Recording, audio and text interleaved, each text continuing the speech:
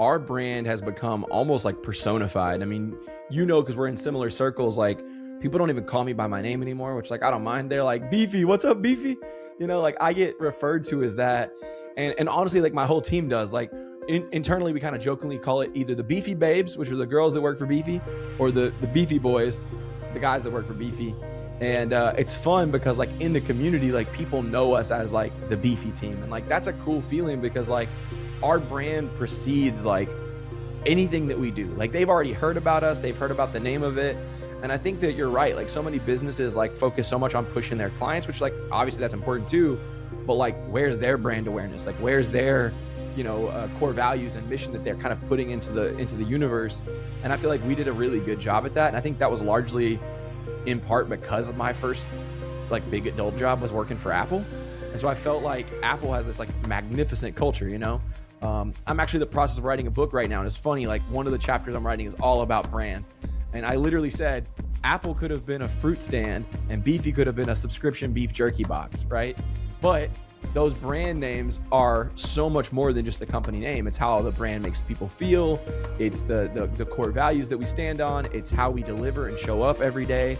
And I don't know, man, I think businesses, agencies specifically, should spend way more time developing their personal brand. Hey, what's going on, everybody? And welcome to season 4 of Legacy's Journey, where we talk about creating what outlives you.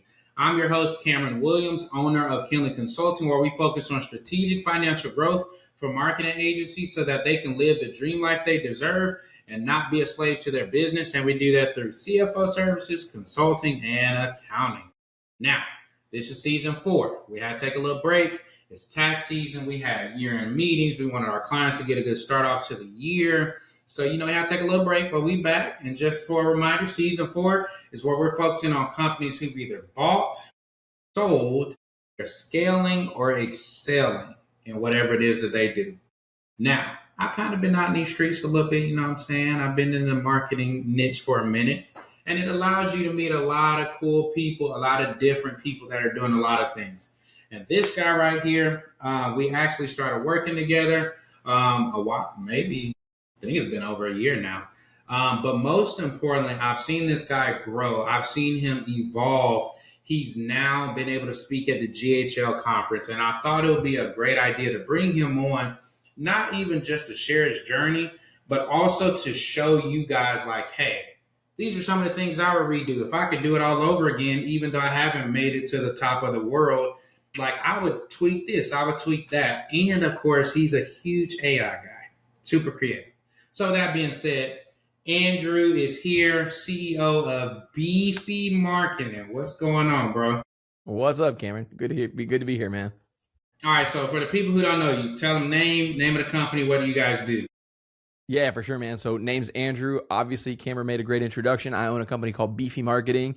And, Cameron, great host, man. Like that intro was popping off. I mean, as a podcaster, like I got to give you some respect where respect's due. So I own a company called Beefy Marketing, full service digital agency. We also run our own white label version of Go High Level. We call it Wingman because every business needs a wingman. And we've been in the game for 13 plus years, man. So I've been doing it for a long time. Okay, so now let's jump into that. So give us a little bit of the backstory. What made you get started? So 13 years, that's been a lot of change in marketing. So back at the beginning, what made you first want to get involved? Yeah, man. So back then it was easy. Like I like to joke and say it was easy because it kind of felt like it was. I mean, we were kind of on the cupidus of like social media being like new and like fresh. And like there was these old traditional PR agencies that were like navigating social media. And then there was these young guys like me who were like born of the social media age. Like I went from like customizing people's MySpace pages to like slowly and reluctantly switching to Facebook, like poor Tom, he got left in the dust. But that's kind of how we got started, man. It was like social media. And really kind of the actual like launch point for our agency was I was working for Apple. I got a phone call from a childhood friend that I went to church with.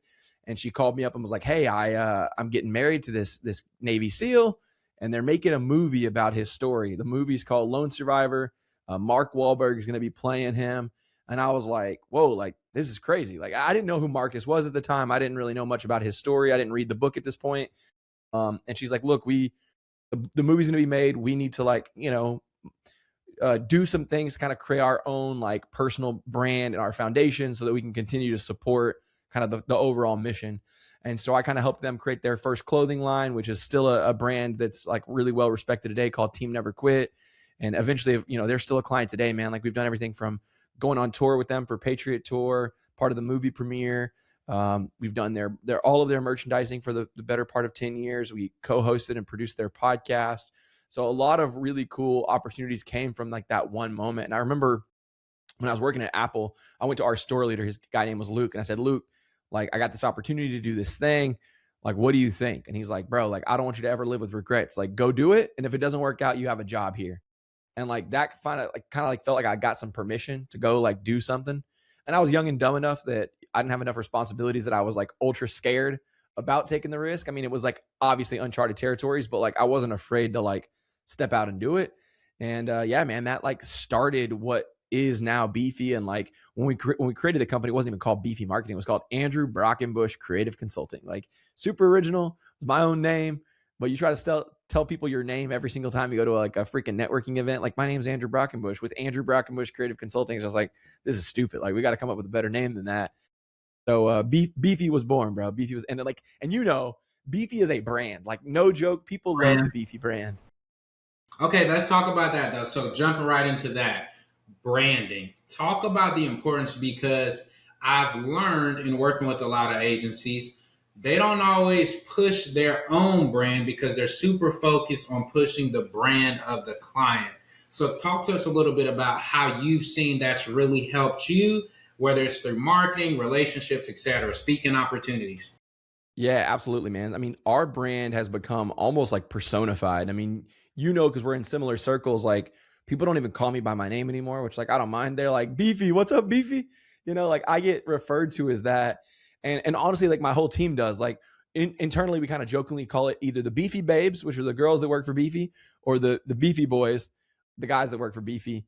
And it's fun because like in the community, like, people know us as like the Beefy team. And like, that's a cool feeling because like our brand precedes like anything that we do. Like, they've already heard about us. They've heard about the name of it.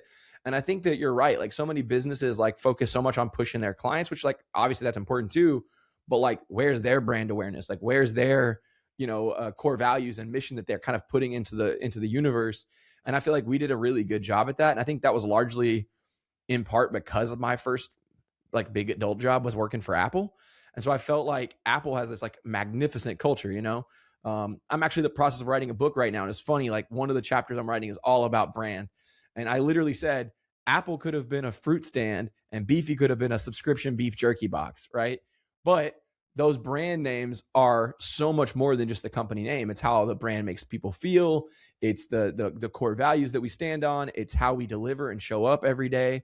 And I don't know, man. I think businesses, agencies specifically, should spend way more time developing their personal brand. And I feel like, again, like, we've done this in a lot of fun ways. Everything from like when a customer signs up, we send them this really sweet swag, like Beefy swag box that's got like a bunch of cool stuff in it. We've got some really cool Beefy hats that we send out to like, I mean, I'll give out hats all day long. Like, what's $10 if somebody's walking around with my name in big, bold, 3D embroidered puff font? I thought it was funny. Business expense. Oh yeah, it's expensive, right? And it's worth it. Like, it's like a cheap opportunity to build a lot of brand awareness.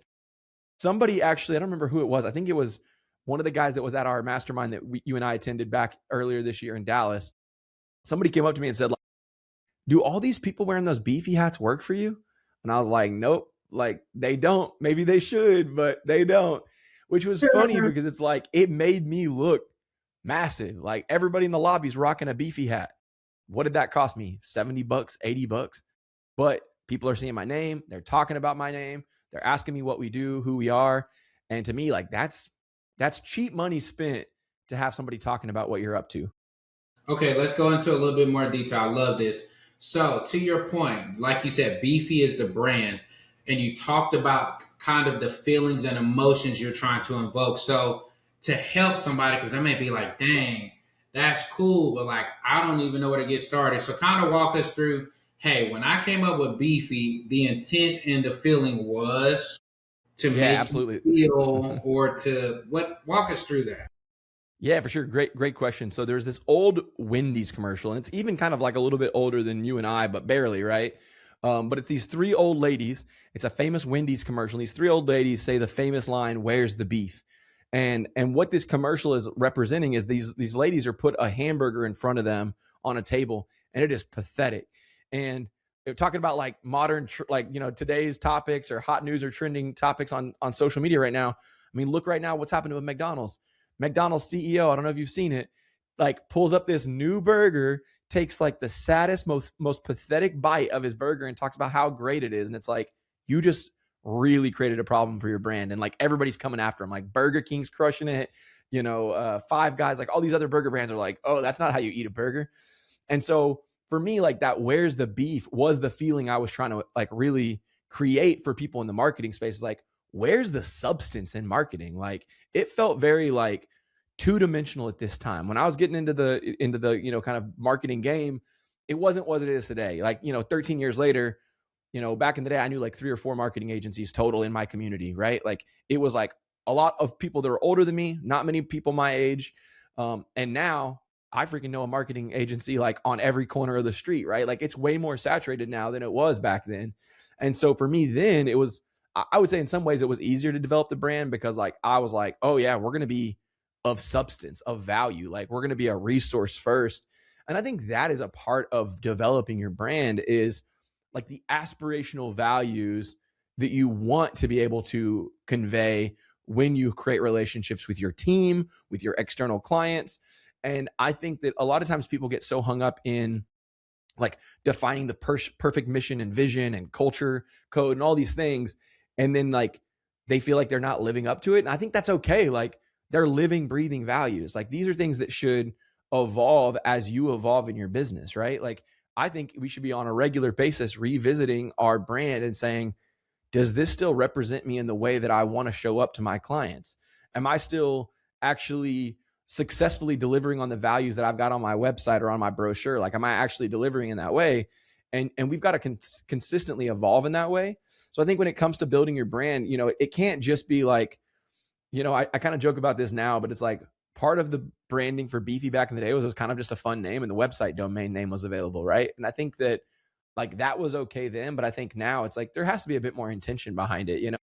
What is the brand name? Is it going to just be some boring name that no one's going to remember, or is it going to be something that people are like constantly sparked with? Like people ask me all the time, like, what's Beefy?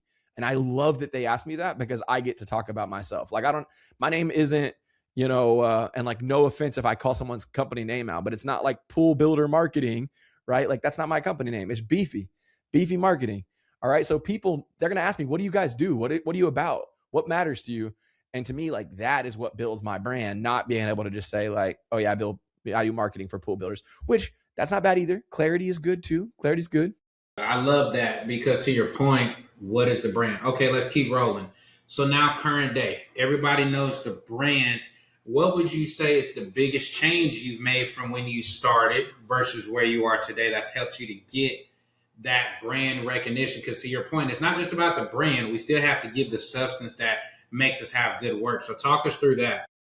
I think this sounds like such a bad answer, but it's a lot of failure, right? Like you have to make mistakes in order to like grow. I think that like early in the days of the marketing company, I was really trying to like chase perfection and like really kind of always deliver at an exceptional level. But the reality was I was failing. Like I could not meet my own expectations of myself. Like it's not that I was thinking too big or like anything like that. I think it was just that like there was a lot of pride and like a chip on my shoulder to like be successful. I grew up with not a lot. We grew up with nothing, right? Like nothing. So like I had this chip on my shoulder of like, you're going to have to be successful. You're going to have to make something of yourself.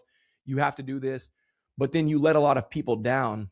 In my case, I let a lot of people down in the meantime because I was trying so hard to do everything for everybody, say yes to every opportunity, take any potential deal that would come my way because I felt like that's what success meant. And I feel like that took me a long time to realize like it's actually the opposite. It's saying yes to the right opportunities. It's being comfortable to say no to the things that don't serve you or your team. I think it started having to be where I wasn't only trying to let myself be the only one doing things. Like for the longest, man, it was like, again, whenever you got that pride on, kind of your radar, you're trying to do everything. You're trying to be everything for everyone. You're trying to be the one that is the superhero. And then whenever you start dropping the ball, it's like, oh crap, like this isn't sustainable. And so I slowly started having to develop a team. I started having to kind of create what the culture actually has become now. And really, bro, like only in the last few years have I started seeking like outside like counsel, like mentors, coaches, masterminds. And if I could give one piece of advice to any entrepreneur, especially an agency owner, don't wait 10 years to do that. Like, you should be doing that early. Like, if I'm out of shape, now is the time to hire a personal trainer, not when I'm super fit and I'm already where I need to be. Like, not to say you don't need a trainer whenever things are sharp, but I really needed a trainer when things were not sharp. I needed to learn from other people's lessons, but I just thought I wasn't ready to hire an expert. I thought I could get away with doing my own accounting and doing my own books. I thought I could get away with, trying to be my own marketing advisor. I thought I could get away because like I'm supposed to be the guy, right? Like you're an entrepreneur, you're trying to run lean. That's not always a good thing. Like sometimes you're actually stunning your own growth. That's a good one. Okay, let's stay right in this vein. So now you've learned the brand is good. You had this opportunity. I know this, y'all, because I was there. I had my seat and I had my pom poms. You got this great opportunity to speak at GHL. So for those who don't know, tell them what GHL is. But talk about like what was that like to be in a room with your face on there and you present, and like what has that led to? How have you seen your business change since then? That was crazy, man. Like genuinely, and like all the ways it was scary. Kind of fast forward, there's a kind of a few things that like preceded that, which I think are like important to the overall like story here, which was I remember Dr. Attaway, my leadership coach. We know Dr. Attaway. He was the first one to kind of tell me about the Committed Mastermind group. At the time, I was in another coaching program, and I really enjoyed being there. And he's like, "Hey, man, you got to meet these guys." And I was like, "All right, cool. Like, I'm about it." Well, their first trip coming up at the time was in Nicaragua. I have never, at this point, I'd never left the country. Like, I think I had been to Canada, and like that doesn't count. Like, like I think I just like went into Canada and came right back out of Canada. I don't even think I was in Canada for like a long time. And so I felt like I remember having like the checkout page pulled up for this Nicaragua trip for like days, bro, where I was just like, nah, I don't want to do it. This is scary. Like, I'm not trying to go to a third world country and die. Like, I'm good. And it was like a real like speed bump, bro. Like, of like, I can't. And then I don't remember what the phrase was, but I remember kind of just having this like realization that like, I'm literally preventing myself from being great because I'm too afraid to take a risk here. And I just remember like, no exaggeration, bro. I closed my eyes and just pressed the submit button on the checkout with my credit card information because I was like, I don't want to see myself do this, but I got to do it. And so went to Nicaragua, got to spend time with their team, got to meet an incredible group of, agency owners and just awesome human beings in general. And I remember on that trip, I had some chance to talk to JC while we were on the beach, right? And we were just upstairs at that little seafood joint talking. And I had told him, I was like, hey, I hired this person. Her job for Beefy is going to be to speak for our agency. She's going to go out and do events for us. Like she's going to be like our director of education is what we called it. She's going to go speak on our behalf. And he like looked at me sideways and like, bro, you need to fire her. Like that should be you speaking. Like that's supposed to be your responsibility. And I remember being like, nah, I'm not ready. Like I'm not ready for that. And I remember I went and talked to somebody else on his team that day for like 2 hours about like just the internal struggle I was having with one, firing this girl I just hired, and two, being comfortable to step into that role. And so I remember like leaving, like having a lot of just like emotional, feelings around it. And I approached the girl who was on my team, and she like was like, hey, I actually totally agree. I think you need to be that person, and I'm happy to support you in that. But I think that this is something that should be your responsibility, and here's how I can support you in that. And I was like, okay, like this is a God thing, right? Like this is like the timing is just too perfect, right?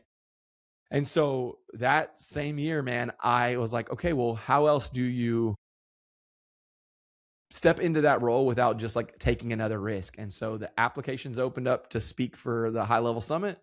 I applied, and I was like, all right, out of sight, out of mind. I did it. I put it in the universe that I'm willing to do it.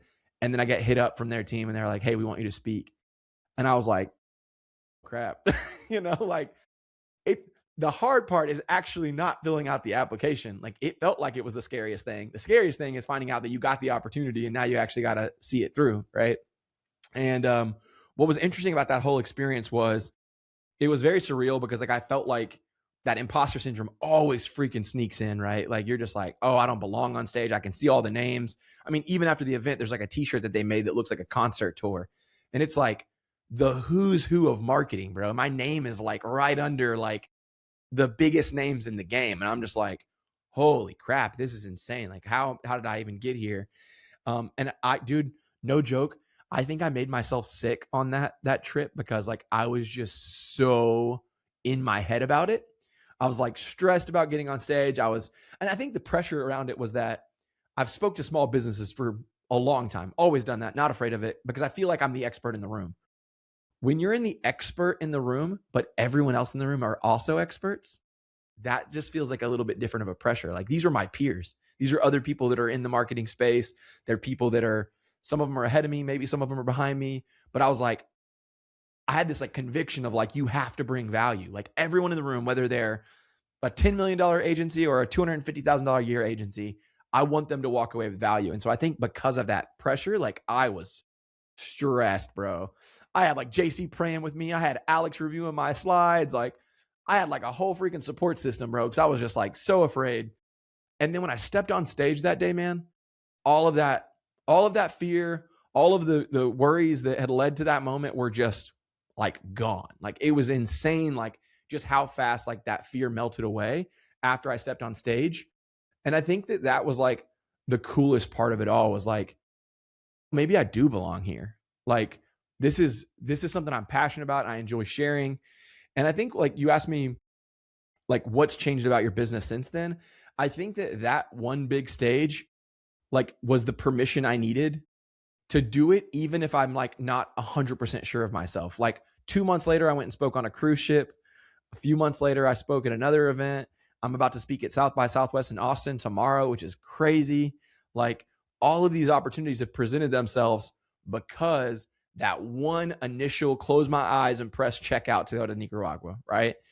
And like I think that's sometimes like what we have to do. Like we have to just take that first, like if you're cliff diving, you got to just take that first jump. Like you could fail, you could hit some rocks on your way down.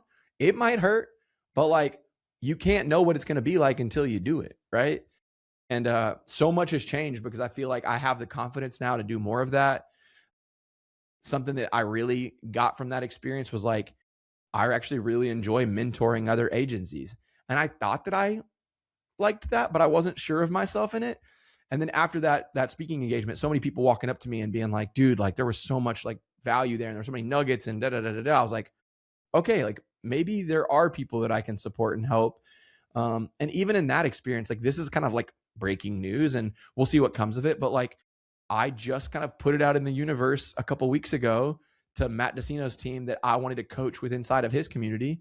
And they said, let's do it. We'd love to have you as one of our coaches in the community.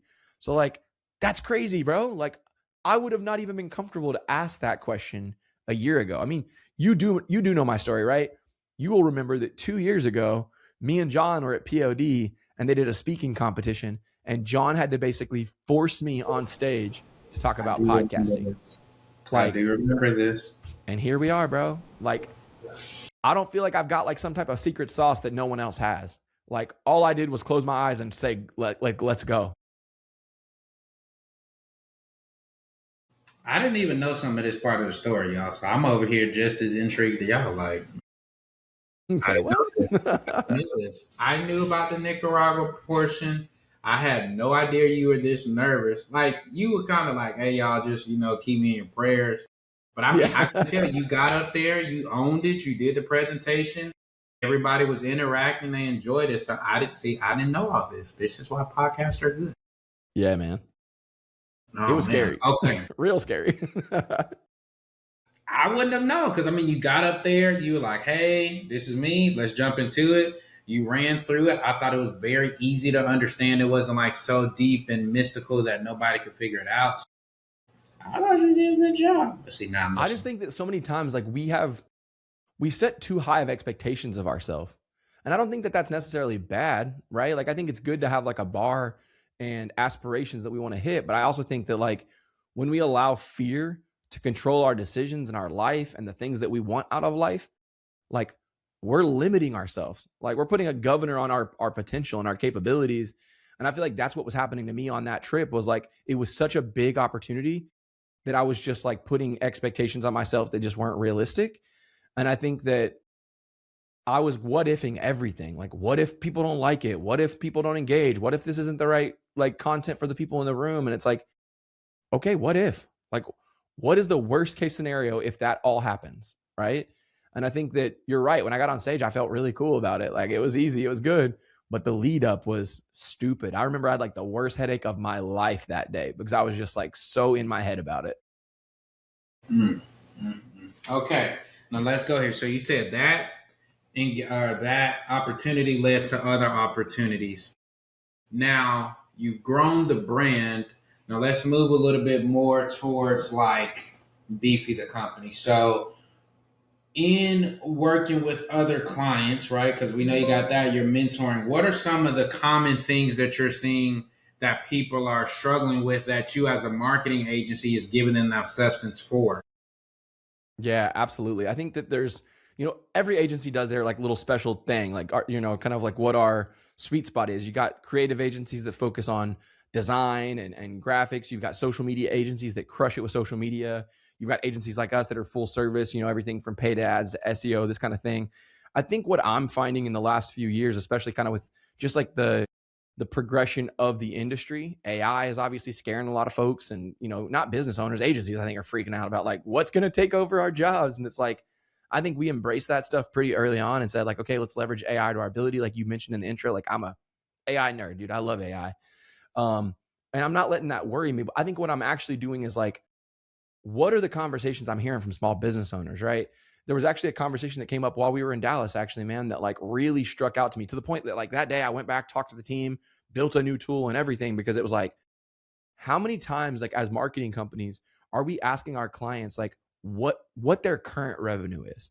Because if every single time I get an at bat opportunity, an opportunity to sell someone on my services, if I'm just leading in with like the package I want them to buy, and I'm not finding out enough about them, specifically revenue, because revenue is such a great indicator of like what they can actually even sustainably afford to hire me for. I think that it helps me make a more tailored approach to how I can support them. So one of the things that we launched within the last couple of weeks, actually for this very reason, is our new school community. We launched a school community called Small Business Nation. And what we kind of felt was like, there's so many local businesses in the greater Houston area and other states that we work in, where a business will come to us and say, hey, like we need more leads, da da da da da. And then you're like, great, where are you at with revenue? And they're like 150, 200,000. And it's like, the reality is they're going to hire a marketing agency that's super cheap, that charges, I don't know, a couple $100 a month plus management fees. They're going to not get the results they want. And 6 months later, they're going to cancel. And they're going to tell every other agency that they work with there on out that they were burned by an agency in the past. And in my opinion, they weren't burned by an agency. They weren't ready for an agency in the first place. They weren't ready to make that decision. And I feel like agencies are kind of blindly, like I've been guilty of this, blindly selling the thing that we can offer. And if the company can sustainably afford it for a few months, then it's like, cool, let's take their money. I don't think we were doing that in like a negative way. Like we wanted them to be successful, but if they can't have the cash flow to support that for an extended period of time, then we're actually doing them a disservice. They're not ready for that thing yet. And they're going to feel like we sucked at an agency, or any other agency sucks, right? And so Small Business Nation was kind of our answer to that. It's like, hey, look, like based on what you're telling me kind of on your revenue, I think you're really kind of better for our, like what we kind of like jokingly refer to as like our training camp. Like we want you to come through here, join our community. We're going to teach you how to leverage AI. We're going to teach you how to kind of do some of your own SEO, teach you how to do some of your own ads. And we're going to help you graduate to the point where you can get that off your plate and we'll do it for you. But you're not ready yet to spend $900, $2,000, $5,000 a month. And I think that like, that's the big change that we're doing from a substance perspective, is like, I can offer value to anybody at any level. And I think historically it was like, you hear probably in the agency game a lot, like, avoid the race to the bottom. Don't sell cheap. Don't sell cheap. And it's like, yeah, but if 80% of businesses in America, and it really is this big of a statistic, are making less than $500,000 a year, then we have got to meet them where they're at, which is not going to be a $5,000 a month retainer. Like that's the reality. And so what am I offering to those people, but still being respectful of my team's time, our energy, our capacity in a way that doesn't burn us out, but we still deliver really good value. And that for us was the Small Business Nation community. And then we kind of created like a nice little low ticket offering that kind of bundles like some of the kind of core marketing services that I think most small businesses need at a price point that I'm like, okay, most small businesses can afford that. And we'll eventually grow them to be something larger. But like, let me just meet them where they're at. I love it. I love it. And that's a very good point that, what did you say? 80% of business owners make 500K or less. Yeah. I didn't even know that. It's crazy, man. Like, I mean, I think that especially it's like pick any vertical, right? Like I joked about pool builders earlier because that's a vertical that we've gone after in the past, but it's like, think about pool builders. You could just do a quick Google search and I'd imagine that most pool building companies do less than $500,000 a year, $1 million a year in revenue. So it's like, okay, you might say there's 20,000 pool builders you can go after. And it's like, well, yeah, but how many of those pool builders can afford a $5,000 retainer plus ad spend, for example? Okay. So if they can't, if that window, oh, sure, I can either go after that small subset of them that can afford it, or I can say, well, yeah, but the bigger pool is over here on this 80% side. What can I do for them that's going to bring value to their businesses? Because I think the other thing for me that like has changed, you know, in the beginning you said, let's talk about what you would change about your kind of aspirations in your agency and what you would have done differently. I think that although like the elusive like chasing the 7-figure mark in most businesses, like whether it's a small business or agency or whatever, is like such a like milestone. It's like, oh, we hit 7 figures. But like to me, that's like also a bit of a little bit pride, right? It's like because it's a vanity metric. Because in my opinion, like if I could run a $500,000 business and I have a lean team and we all make good salaries and everyone lives like a nice harmony, good life, and we have the lifestyle we want and the freedom we want, what is wrong with that business? I don't think there's anything wrong with that business. I think that what you find is most people that are chasing that 7-figure are burning out and not even coming close to what their personal income potential is because they're trying to do everything, right? I know that in my own journey. Like we grew fast, we grew a lot of revenue, we hired a bunch of people, and then guess what happens when you have churn? Now you as the CEO or the operator ends up taking like the feelings of like, well, I don't get rid of my people. My people are great. I don't want to have to hire them again. So I'm going to take a pay cut. That's hard to sustain for a long time, you know? You said a lot of good stuff right there. A lot of good stuff. To your point, we've had multiple people come on the podcast and say something similar. You know, me making $1 million life was so much easier than when I was making $4 million. Or, you know, me at 1.8, life was way crazier than when I just made 900.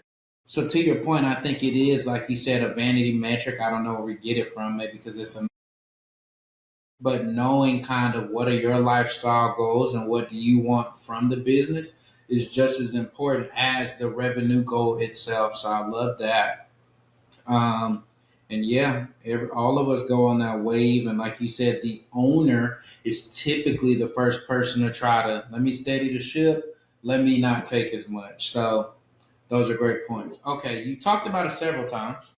You talked about AI. Let's So go. I don't want to let you go. I've known just because I've seen you work. But like, y'all, this guy, he's pretty up to date. I mean, within reason, like not to the second. But like, talk us through. Are you one of the people who think we're going towards the Terminator, or are you one of those people that are like, no, it's like our version of the internet, where everybody thought the world was going to end because internet was coming out, actually just made us more efficient. Will that, of course, replace some jobs? Like we don't need yellow books anymore, the yellow pages.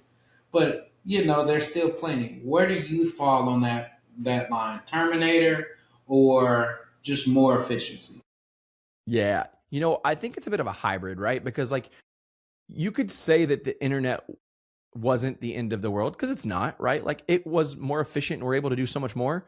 But on the flip side, man, how much, like, in my opinion, like it's done a lot of bad for the world too, man. Like for young adults, for attention, for connections and relationships, like you could argue that the internet is like a pretty bad thing in that way, right? So I think like when I think about AI, I feel like we're going to have the same like double side of the coin, right? You're going to have one side, which is like, wow, how did we ever live without AI, right? But then the flip side is going to be, what is real anymore? Like we're already losing connections to other human beings because of social media and the internet and everything else. Now we add the layer of AI. And as somebody who really enjoys AI, that scares me. Like I even see it sometimes for my employees, which like this part, it bugs me a little bit, where I'll be like, hey, can you work on XYZ thing and get it for me? And I love the idea of leveraging AI to make you more efficient.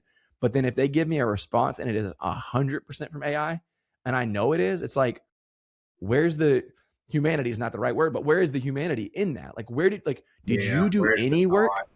Like, Yeah, did you actually look through that like list of, prospects and say like, oh yeah, like great list, but 5 of these don't actually make sense because of XYZ? Because if you didn't, if you're just giving me that what AI told you is the right result, and then I go through it with some brain power and it's like, well, this doesn't actually compute, you know? right. And I feel like I'm already seeing that. And it's like, that's in a business like I'm afraid of what that's going to do when that starts bleeding over into like, and I'm sure it already is, into like the personal relationship world where it's like you don't text your wife anymore, you don't call your mom anymore, you don't have to. I can just take care of it for you. Like you're so busy, let me just outsource this stuff. And it's like that's a little scary, because I think that like we're gonna move even further away from human connection if that continues to progress in the way it is, which is why I say I kind of like live in the middle. Like I'm a bit worried. I don't think it's going to be Terminator, right? Like I hope not. Like that would suck. I drive a Cybertruck. That thing's going to run me right off the road, bro. But I'm at risk, okay? But I do think like there is going to be more of like the subconscious psychological aspect of AI that's going to be scary. Like dude, I just saw a video yesterday where it's like this guy like waving, and then all of a sudden he's like a famous model, then all of a sudden he's Donald Trump, then all of a sudden he's like another politician from another country, and I'm like, what will we know as truth anymore? Like, if I saw a video of that, I would think, oh my gosh, like, look what just happened in XYZ country. How are we going to verify that? We're going to just have to blindly believe what's being fed. Like, we already know that, not to get overly political, but like, we already know that media on both sides of the aisle, politically speaking, do a lot of manipulation as is, right? To just feed the freaking narrative that they want to push. When Right. you freaking add AI to the mix where it looks authentic, that their narrative is the right narrative, dude, that's devastating. Like that's scary. So I'm gonna continue to like optimistically but cautiously use AI to not think for me, but to support what I already do. And that's what my encouragement to other agencies and their employees would be to do the same. Is like, I don't want the output of response that came out of AI. I don't like that's not should never ever be the thing you send me. It should be you augmented by that, not just that. I agree with that. Yeah, I think to your point, I'm kind of the same way because, like, we know they're building robots to try Yeah, to put this stuff 100%, in. dude. So we know that there's that. To your point, are we more iRobotish, right? Where they're just a helper, they're the ones cleaning the house and doing like those simplified tasks. That's what you would want in a perfect world. I'm sure if Yeah, it gets in the hand of the wrong person, it can go crazy. But I also think that there's a ton of good in it. Even with our team, we're already having those conversations of like, make no mistake, they're trying to take your job. So I'm trying to teach you to be a thinker so that you can use it to 10x your output or to get these unique outcomes versus just like you said, just pop something in. exactly. I love Because if, that if there. we all just use AI as a replacement, the reality is it's gonna all start to look the same. You kind of already notice it, right? Like if you are anyone that does a little bit of AI, you hop on social media, you can pretty quickly identify who's using AI and who's not. And so I think that like even me, like I use AI a lot to create my social content, but I heavily, heavily control the output and the input. Like I'm feeding it a lot of my own like personality and thoughts and like pictures from my life. And then I'm really heavily still editing what comes out of it. Cause I'm like, this is not like who would talk like that? No one, right? And so I think that you can see when somebody just straight up copies and pastes that stuff. I agree, JC. Yeah. Dang, that's cold. Sorry, JC. Okay, let's go here. So since you're big into AI, tell us what are your favorite tools right now? Because I'm seeing everybody arguing. We got the perplexity camp. Everybody's kind of agreed. ChatGPT's pretty much gotten left behind. Plus, they had their brand issue by Yes. agreeing to work with the government, so that was a hit to their brand. It's We crazy, got bro. Claude and Claude Code. We got Manus, and we got like our replets, lovables. We got open. We got some of There's so everything. much stuff, bro. So, which ones um, are you feeling like are top tier and the ones that you probably don't need to worry about?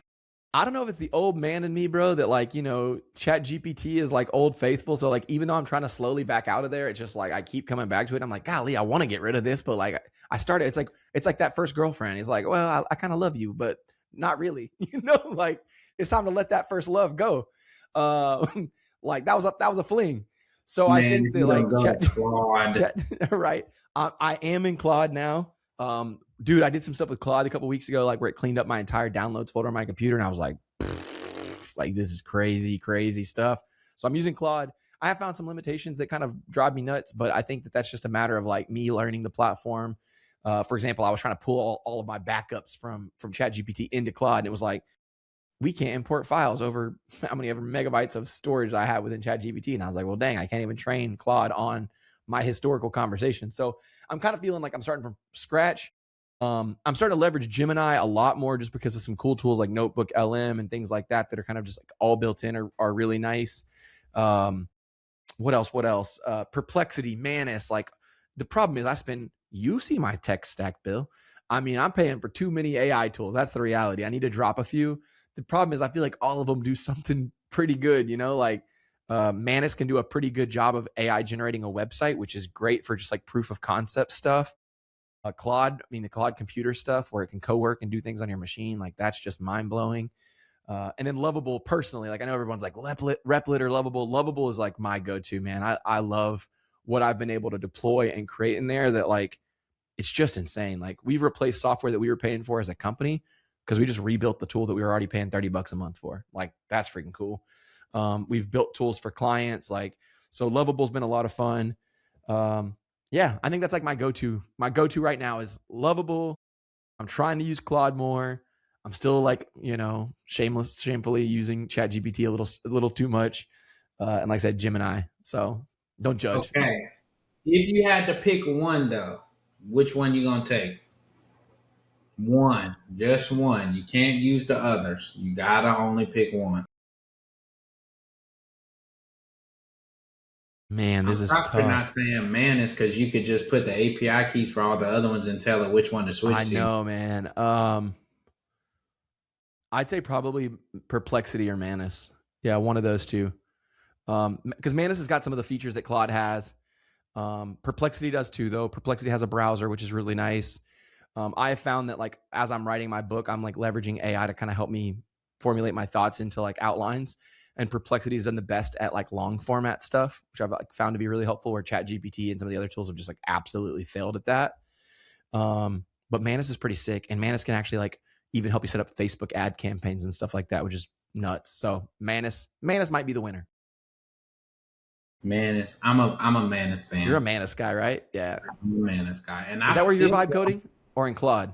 well, I don't vibe code. Well, you I mean, you kind okay, of let me do take that back. I have created two different apps in Manus.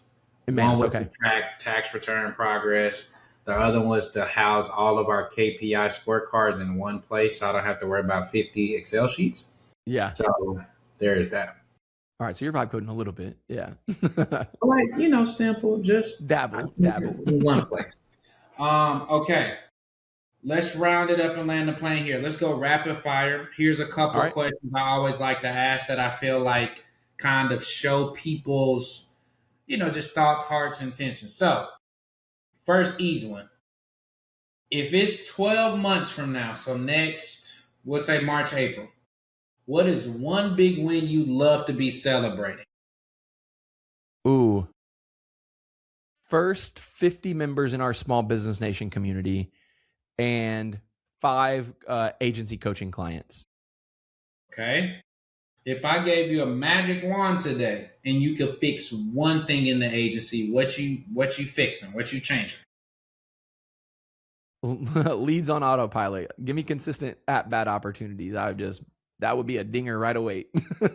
Okay. If you could go back in time to 18 or 22-year-old Andrew, and you know every single thing right now to this second, what do you go back and tell them in 30 seconds? Ooh, I'd probably say that you can build the business that you want with a team that's mainly virtual and like VAs versus like all W-2 hires. Okay. Okay. Okay. What is one money lesson you had to learn the hard way that you wish somebody would have told you earlier? Ooh, um, I think it'd be two things. I think one is trust and verify. Early in the business, I allowed people to do stuff for me that I thought they were doing right and responsibly. And early in my career in the agency, like I realized that I thought we were filing our taxes and we were not. So like year 4 or 5 in the agency, your boy had a big tax bill and a letter from the IRS that said they were going to seize all of my belongings. And I was young enough that I thought that was real. I mean, it can be real, but I thought like they were coming to like take me to prison.